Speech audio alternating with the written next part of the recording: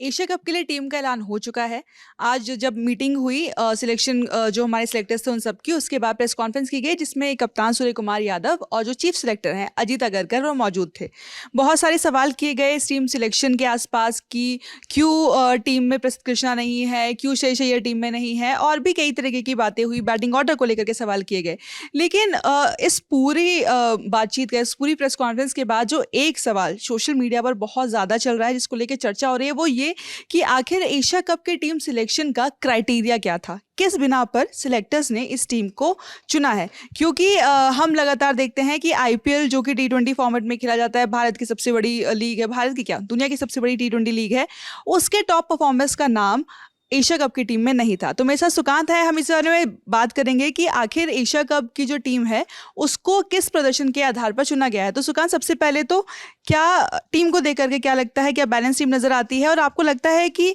नाम ऐसे कुछ थे जो शायद इस टीम में होने चाहिए थे और नहीं है? बिल्कुल, कई नाम ऐसे हैं जिनको होना चाहिए था। अगर आप परफॉर्मेंस की बात कर रहे हो और अगर आप देखो कि जो क्योंकि आप देखो, जब आईपीएल खत्म हुआ आपको इंग्लैंड टूर करना था और उस समय जो क्राइटेरिया था सिलेक्शन का वो दिखा कि आईपीएल का प्रभाव वहाँ पे पड़ा है। लेकिन मुझे ये नहीं समझ में आता कि आईपीएल का प्रभाव जो एक टी20 फॉर्मेट है उसका टेस्ट के लिए पड़ता है, लेकिन जब आप टी20 फॉर्मेट में आपको एशिया कप खेलना है तो इसमें कोई प्रभाव नहीं दिखता है। क्योंकि अगर आप देखो जो टॉप बैटर बॉलर जो आप पर्पल कैप और ऑरेंज कैप होल्डर दोनों आप इस टीम में नहीं है और टीम इंडिया में वो जगह बनाते नहीं दिख रहे हैं लंबे समय से। साई सुदर्शन जो 759 रन उन्होंने बनाए थे और प्रसिद्ध कृष्णा ने 28 विकेट लिए थे, तो मतलब उस लिहाज से उन दोनों को टीम में होना चाहिए था। साई सुदर्शन का नाम तो टीम के रिजर्व खिलाड़ियों में भी नहीं है। बिल्कुल। और जो एक और शॉकिंग टेस्ट में डेब्यू कर चुके हैं। हाँ, एक और शॉकिंग नाम था जो मतलब आपने देखा होगा कि पूरे आईपीएल में जिस तरह से परफॉर्मेंस रहा है श्रेयस अय्यर का, उनका लगभग ये लग रहा था कि इस बार अब तक जितनी भी अनदेखी हुई हो, चाहे वो इंडियन टूर पे हो, कहीं पे भी इंग्लैंड टूर की बात हो या कहीं पे भी हो, लेकिन अब श्रेयस अय्यर को शायद एशिया कप से मौका मिलना, हम देखेंगे कि उन्हें मौका मिलेगा। लेकिन हम इंतजार करते रह गए, उनका भी नाम टीम में नहीं है। और जो सबसे बड़ी बात है कि सिर्फ ऐसा नहीं कि टॉप परफॉर्मेंस नहीं है, जो परफॉर्म नहीं कर रहे थे उनमें से कई प्लेयर्स टीम में हैं।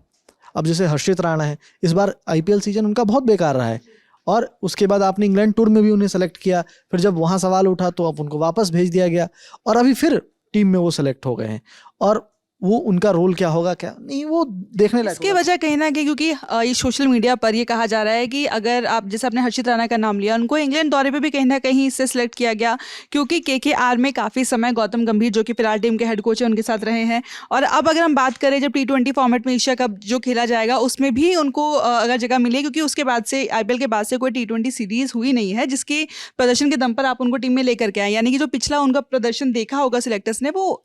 आईपीएल ही है। और आप 14 मैच खेलते हैं, उसमें और ज़्यादा मौका मिलता है खिलाड़ी को खुद को साबित करने का, क्योंकि सीरीज अगर देखें तो 3 या 5 मैच की होती है, लेकिन 14 मैच में अगर आपका परफॉर्मेंस बहुत ज़्यादा अच्छा नहीं है तो कहीं ना कहीं क्या ये वजह है कि गंभीर हर्षित राणा को इस टीम में चाहते हैं? बिल्कुल। और यही सवाल तो लोग उठा रहे हैं, क्योंकि अगर आप देखो कि परफॉर्मेंस के हिसाब से प्रसिद्ध कृष्णा अगर नहीं है टीम में तो हर्षित राणा क्यों होनी चाहिए, तो ये सवाल तो उठेगा, बिल्कुल जायज़ है। क्योंकि आप हर चीज़ का जवाब ये नहीं दे सकते ना कि सबको हम सेलेक्ट नहीं कर सकते, लेकिन कुछ तो एक क्राइटेरिया होना चाहिए ना कि अगर आप किसी को सेलेक्ट कर रहे हो तो वो क्यों सेलेक्ट हो रहे हैं टीम में, वो क्यों आपको लगता है कि वो होने चाहिए, तो वो समझ से पड़े। दूसरा, रिंकू सिंह के लिए लंबे समय से जो टी20 में खास करके एक फॉर्म, चाहे वो टीम इंडिया के लिए खेलते हुए हो या फिर जो इस बार आईपीएल में हो, बहुत अच्छा नहीं रहा है। तो उस लिहाज से हमने उनका भी नाम देखा, वो शॉकिंग था, क्योंकि आपको पता है कि रिंकू सिंह भी बहुत लंबे समय से फॉर्म में नहीं है, लेकिन वो भी टीम में है। और कई ऐसे प्लेयर हैं जो मिडिल ऑर्डर में बहुत अच्छा कर रहे थे, जैसे श्रेयस अय्यर थे,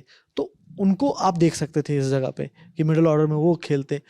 आप उनको एज अ कहते हो कि अब हमें ज़्यादा से ज़्यादा ऑलराउंडर्स चाहिए, क्योंकि ऑलराउंडर्स जो हैं वो आपको मैच बना के देते हैं, और इस लिहाज से हो सकता है कि रिंकू सिंह को सेलेक्ट किया गया हो। लेकिन फिर सवाल वही उठेगा कि फिर जब वो परफॉर्मेंस ही नहीं था तो आप उससे बेहतर रियान पराग को ले लेते, जैसा उनका प्रदर्शन रहा था लगभग वैसा ही रियान पराग का रहा था, और उनसे ज़्यादा बेहतर बॉलिंग ऑप्शन तो देते ही हैं रियान पराग, तो फिर उनको क्यों नहीं लिया, आपने उनको रिजर्व में क्यों रखा, तो ये सवाल उठेंगे। बाकी शिवम दुबे और हार्दिक पांड्या दोनों को आपने सेलेक्ट किया है, लेकिन जो कंडीशंस है दुबई की, वहाँ पे आपको कोई एक ही दिख सकता है खेलता हुआ, हो सकता है कोई दोनों में से ना खेले। तो ये जो सवाल उठेगा ना कि आपने किस हिसाब से, किस लिहाज से सिलेक्शन किया है, तो वो जरूर क्वेश्चनेबल। क्लैरिटी की बात यहाँ पर सुकाने की, तो आज जब प्रेस कॉन्फ्रेंस थी तो एक बात हमने नोटिस की कि अजीत अगरकर ज़्यादातर सवालों के जवाब दे रहे थे, और जब भी उनसे पूछा गया कि इस खिलाड़ी की टीम में जगह क्यों नहीं है, जैसे श्रेयस अय्यर के नाम पर सवाल किया गया कि वो टीम में क्यों नहीं है, तो हमेशा एक ही जवाब है जायसवाल के नाम पर, जो कि अभी IPL में खेले, उसके बाद इंग्लैंड टूर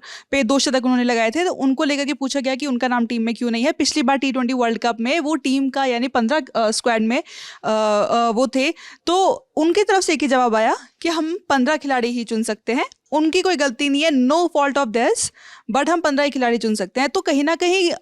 खिलाड़ियों के मन में भी इससे एक अच्छा पॉजिटिव जो मैसेज है वो नहीं जाता है, क्योंकि उनको ये लगता है कि मैं और क्या करूं ऐसा, क्योंकि मैं प्रदर्शन कर सकता हूं, वो मैं कर रहा हूं, लेकिन अगर प्रदर्शन भी काफ़ी नहीं है उस टीम में जगह बनाने के लिए, तो कहीं ना कहीं सिलेक्टर्स की तरफ से भी क्लियर मैसेज खिलाड़ियों को नहीं जा रहा है। बिल्कुल, क्योंकि देखो आप ये बोलते रहे हो कि अगर आप घरेलू क्रिकेट में अच्छा करोगे तो हम आपको टीम में लेके आएंगे, और ये सबसे बड़ा एग्जाम्पल है कि उन्होंने घरेलू और IPL दोनों में अच्छा किया। मतलब अब उनको अगर आप टीम इंडिया में लाओगे ही नहीं तो अब वो कैसे इंटरनेशनली परफॉर्म करेंगे। और हमने देखा है कि अय्यर को जब जब मौका मिला है वो परफॉर्म करते हैं, तो अब ये सवाल उठेगा, बिल्कुल जायज है उठना। और दूसरी चीज़ ये कि जो इस पूरे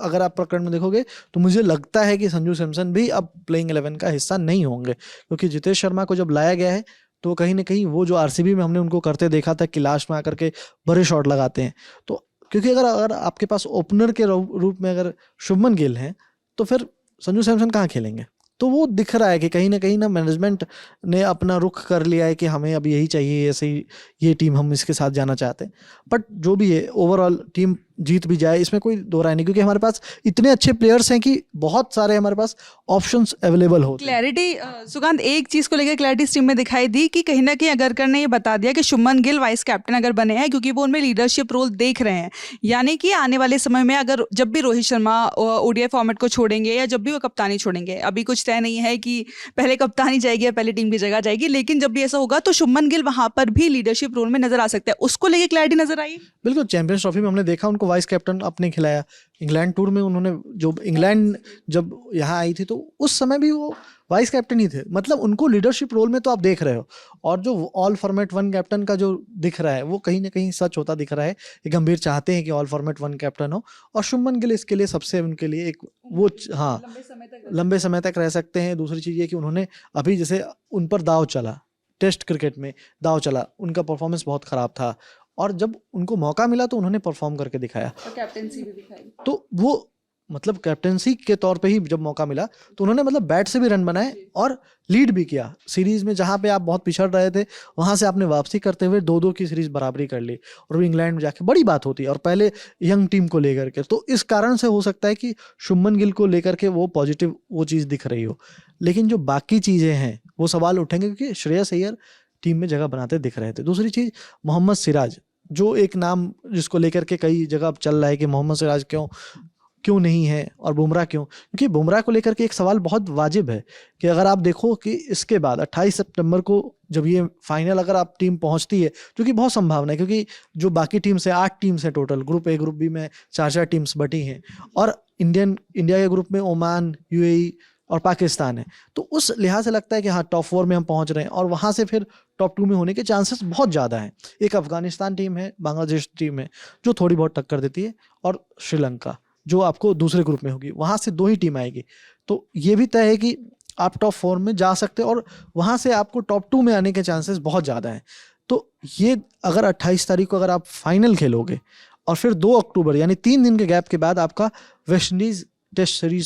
शुरू हो रही है, तो मतलब 3 दिन का गैप होगा। तो बुमराह के वर्कलोड को लेकर के जो इतना सवाल, इतना बखेड़ा अभी जो पूरे इंग्लैंड टूर पे खड़ा हुआ था, क्या वो उस जगह आपको फिट दिखते हैं? क्या लगता है कि वो सारे मैच, तो एक चीज़ तो तय है कि बुमराह सारे मैच नहीं खेलें, लेकिन अगर वो फाइनल खेलेंगे 3 दिन बाद फिर वो होगा, ठीक है लंबे स्पेल नहीं करने, लेकिन 4 ओवर हमने पहले भी सुना है कई प्लेयर्स को कि अगर आप फाइनल खेलते हो तो 4 ओवर में भी आप थक जाते हो। हाँ, क्योंकि एग्जॉस्टिंग होता है वो, क्योंकि कंपटीशन का लेवल उस तरीके का होता है। तो ये सवाल उठ रहा है क्योंकि बुमराह को आपने टीम में सेलेक्ट किया है, तो क्या वो वेस्ट इंडीज टूर पे नहीं खेलेंगे, मतलब वेस्ट इंडीज जब इंडिया का दौरा करेगी तो वो नहीं खेलेंगे। अब ये चीज़ भी एक क्वेश्चनेबल हो गया है इसमें। टीम का चयन हो चुका है और सिलेक्शन को लेकर के सवाल भी शुरू हो चुके हैं और यह सवाल टूर्नामेंट खत्म होने तक चलेंगे। जब जब मैच होंगे, हार जीत जैसा भी परिणाम होगा, सिलेक्शन बार बार चर्चा में आएगा ही आएगा। लेकिन हम एशिया कप से जुड़ी तमाम अपडेट्स लगातार आप तक पहुंचाते रहेंगे। मेरा नाम है रिया, साथ में सुकांत, कैमरा के पीछे प्रशांत, और आप खेल जगह से जुड़ी तमाम खबरों के लिए देखते रहिए ललन टॉप स्पोर्ट्स।